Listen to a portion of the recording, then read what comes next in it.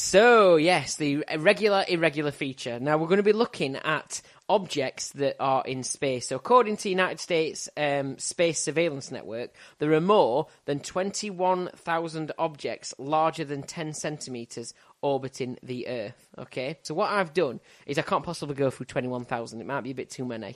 So what we're going to do instead is I've picked 10 out, and I want you to tell me if they are orbiting space or not. So I haven't actually come up with a name for this game today. Well, what about your space or mine? No. We'll think about it. Yeah, okay. Never mind. So which of these 10 objects is in space and which ones aren't, okay? So, are we ready? First of all, your first object then, Fisher, is a football. Is there a football out there in space orbiting? And by the way, not all of these might necessarily be orbiting. Some of them might be on other ships or whatever out there. What about calling it spatial awareness? Spatial awareness. We'll go with spatial awareness, okay.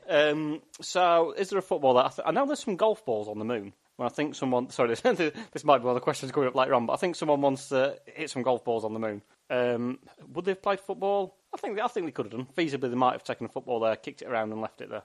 What are you going for, then? I'm going to say that there is football somewhere in space. Well done, correct, yes, there is a football, and it's actually tribute to a former astronaut, and it's an astronaut who was supposed to be an Apollo mission that didn't go particularly well. They didn't actually get up there into space, and then years later, another astronaut who went, and whose son went to the same school as the other astronaut's son, who didn't ever get up into space because the mission failed. They decided to take the football up as a bit of a tribute, and that is actually now orbiting somewhere in space as a bit of a tribute to this astronaut who didn't make it in the first place. So, yeah, well done, that's correct. Also, you were right, by the way, with the golf ball. A golf ball was hit on the moon by the Apollo 14 mission astronaut Alan Shepard. He sent it 200 yards, which is 182.9 metres, in zero gravity. Is that good for golf? As far as 200 yards, not particularly. Well, I suppose it depends what. But in zero gravity, it's pretty decent, I suppose. Well, in zero gravity, it should go further. Should it? Oh yeah, because it's not being pulled back down to the Earth. No, but back surely gravity helps it move. Possibly. Well, no, gravity brings things to the floor. Well, we're not physicians, are we? But we're trying as best. Well, a physician's a doctor, Jimbo. Oh, never mind. But it's. I suppose this. No. What do you call a physicist? We're not a physicist. Yes, we are not. I suppose one thing I would say is this football that is in space. Are you sure it's not just sort of a penalty that Emil Heskey took that went skew with? Or... Possibly, yeah. You could be right with that one. Maybe that research was wrong. Maybe it was just something simple as a footballer missing a penalty. Anyway, next then, a cow. An actual cow. An actual cow. Well, some of the first, before humans went into space, they sent animals in space, didn't they? So a monkey went into space, is that right? You're correct, yeah. There are a few monkeys out there, and most of them tend to be called Albert. Because they decided to name every monkey that they sent into space Albert for some reason. We're not 100% sure why. Okay, but I don't see any reason why you would get a cow going into space. I think it'd be very difficult getting into a rocket, in all honesty. How would you convince them to get in? At least monkeys can kind of walk, you can pick them up. You can't really do that. Throw some grass in there, or... Yeah, maybe to try and lead it up a sort of... One of the robot dogs could hold the door open. Yeah, so I don't think there's a cow in space. So you're saying no? No. Well done. Yep, no cow in space. However, this is an interesting fact, and the reason I know this is because it was a fact that I did on my own radio show, slight plug there for Jimbo's Sunday Brunch on Penistone FM on a Sunday morning. Anyway. 95.7. 10 till 12 in the morning. So no cows in space, but it was in 1930, Elm Farm Ollie became the first cow to fly in a fixed-wing aircraft, and also set the first cow, it also set the record for the first cow to be milked in an aircraft. There are other dead animals. Like I said, there are other dead animals floating in space, but the cow didn't. It did, but we did have a cow in a plane. And why? And it was milked. Why would you do that? Yeah, it was milked. So instead of thinking... In the 1930s, so this was one of these old things with like the leather hat on. It was probably wearing the hat made from one of its relatives, and it got the goggles on and everything about. You're so wrong, innit? But so in the 1930s, then what you managed to get planes to take off and stay in the air. So instead of people deciding, let's work out how we can make these planes safer, faster, carry more. Let's see if we can get a cow in it and then milk it. Absolutely bonkers. But anyway, next then. Is there a gentleman called Mr. Smith? Is he really called Mr. Smith, or is he just up there cheating on his wife and has given the fake name? What are you able to elaborate any more, or just simply Could it be an astronaut named Mr. Smith? I'm just saying, Mr. Smith. You're going to have to come up with your own thoughts As to what that could be. I think there might be an astronaut on the International Space Station, even though the majority of them are Russian. And I'm sure there's a lot of Russian people who pass themselves off as Mr. Smith who come to the UK. So I will say there is. There is. Correct, yeah. But not for the same reason you've just suggested. Actually, Mr. Smith was an old astronaut suit that they attached some radios to and then threw out of the space station. So basically he was a spaceman, a bit like the one in the car, but just sort of floating around in orbit. But apparently it didn't last too long because it disintegrated and then just sort of, yeah. And I think when it got sort of so close to the Earth's atmosphere, it sort of just sort of disintegrated up and everything. So it's not there anymore. Next then, carrier bags. Carrier bags. Well, carrier bags are notorious for not breaking up, are they? The plastic is very, very bad and causes a lot of pollution. It doesn't break up. I'm not sure if you've seen actually in the news this week that Glastonbury have said they're going to have a full ban on plastic in the 2019 event, which means that Dolly Parton won't be performing there. Well, they're not going to be having Yazoo and the plastic population either. They're not. No, John Lennon and the Plastic Ono Band or anything like that. So carrier bags, they don't break up. So I don't see why they would take them there unless it's a biodegradable carrier bag. So I'm going to say... So I think they might have left it there to see whether it breaks up. So I'm going to say there is some carrier bags there. Okay. Yeah, correct again. Well done. So there are carrier bags in space. Unfortunately, it's not the result of an experiment either. It's quite simply littering. Would you believe? What? Littering takes part in space. It happens in space. So apparently, and it's the Russian astronauts who be. I mean, Russian people get accused of everything nowadays, don't they? But they were accused of sort of basically throwing and fly tipping their sort of rubbish in space, and they even found this old sort of junk ship in space that just looked like a teenager's bedroom, basically inside, and they reckon that's where all these carrier bags are from. Having discussed earlier on people who carry around dog muck in carrier bags, do you think that's what it is? Possibly, yeah. Oh, well, I've done it. I tell you what, I've done it on the floor. It's now floated up. I'll catch it in the carrier and just chuck it out there. Or do you think, like, before the astronauts went up to space, one of the wives maybe said to him, Derek, we've missed bin day, haven't we? Do you mind just taking these up there where you're getting rid? It could be like some like grass cuttings or something. You know, them things you can't quite fit in your bin. Yeah. Take them with you, just bung them up there. Well, there's plenty of space up there. Anyway, yeah, we don't want to be littering space as well, do we? So next then, I promised you penises, and it's time for the penis. Okay. Okay. So, is there in space a drawing of a penis? I'd suspect a lot of. It's not to say that all astronauts are male, but a lot of them are. I suspect quite a few of them will enjoy drawing a picture of a todger somewhere.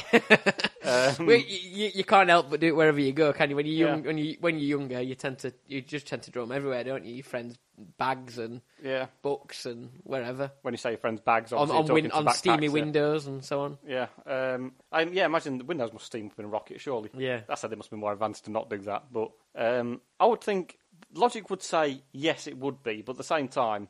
I think astronauts would get told. I think I would heard about it if there was there. So I'm going to say there isn't a drawing of a penis there. There isn't. Isn't. All right. Okay. Well, you would be wrong. Really?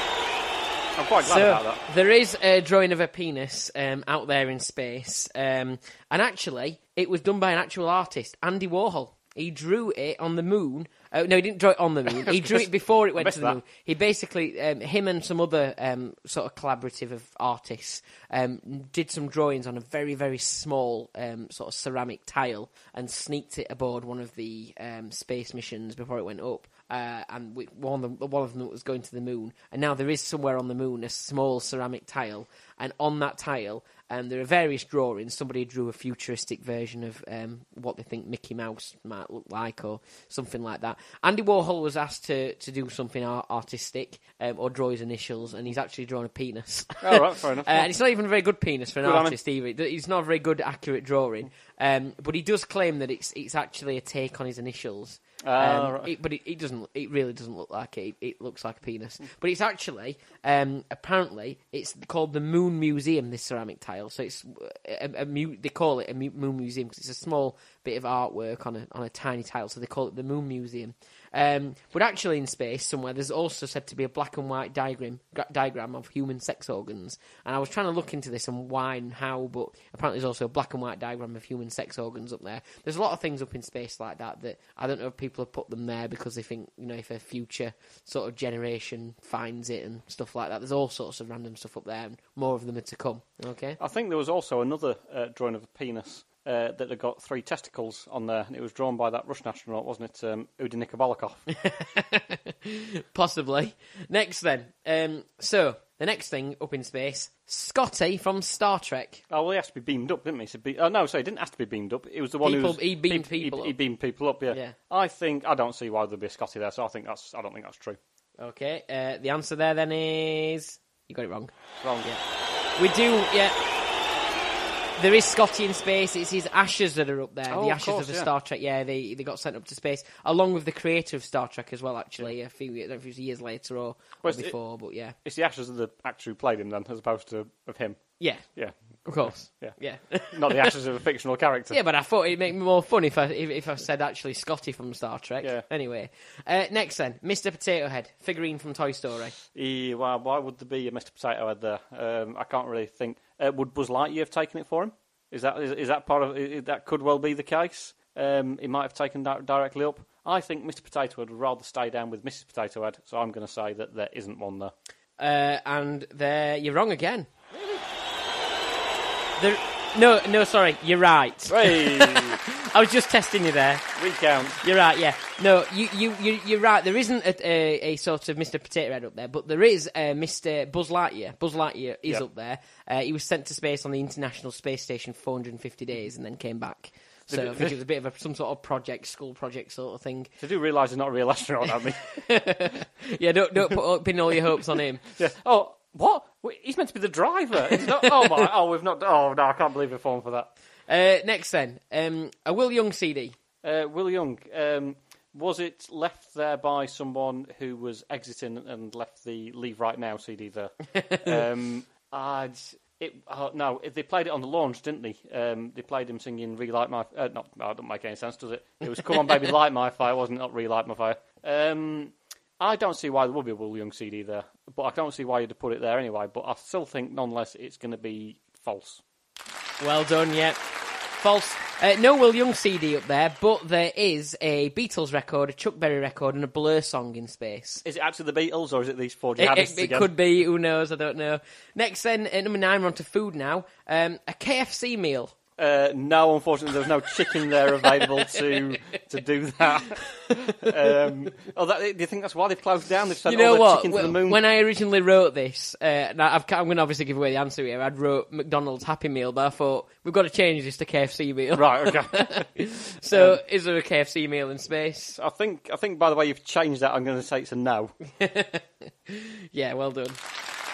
No KFC meal, but Pizza Hut delivered a pizza into space in 2001 to the International Space Station. It cost them $1 million to deliver it, which it would be, wouldn't it? If you ordered a pizza, if I said, can I have one? Where are you? Oh, I'm on the moon. Of course it's going to cost you a lot of money. Well, they do it by distance, don't they? So, of course it is. Yeah. Despite the Russians getting paid to have pizza delivered to them, so they were on the moon and they got paid to, not on the moon, sorry, in the space station, they got paid to eat this pizza, basically. Mm-hmm. The US crew were forbidden from eating any of it because NASA's got a policy against advertisements on their spacecraft, so they had to sit there watching They'd rather starve them instead. And I wonder, was it cold? Could they heat it up? I'm not sure. But anyway, never mind. How do you get the delivery moped up there? That's what I don't understand. Next then, urine. Urine is there must be urine in space, surely, because what do you do when you go to the toilet? Doesn't it just fire it out like an aeroplane does, sort of a frozen shard of piss, like a horrible icicle almost. So I think there must be some urine in space, and I think for that reason. You are correct. Yeah, there you go. Yeah, spot on. So yeah, there is, and it's because originally during space flight they did used to basically just throw it out into the atmosphere, then it crystallises and then it floats around as wee particles. I was going to say, we say throw it out, then just wheel it around and then chuck it straight out the window, surely. But actually, they're more modern now. They've actually got new techniques, meaning actually they can. They've got technology that means they can actually turn it back into drinking water. I was going to say they drink it. Yeah. Yeah. So, purify it and then drink it. Yeah, that's how it works. So there you go. How are you enjoying that beer, Fisher? I did say it was UFO white ale. Yeah, I did wonder why it was so cloudy. Anyway,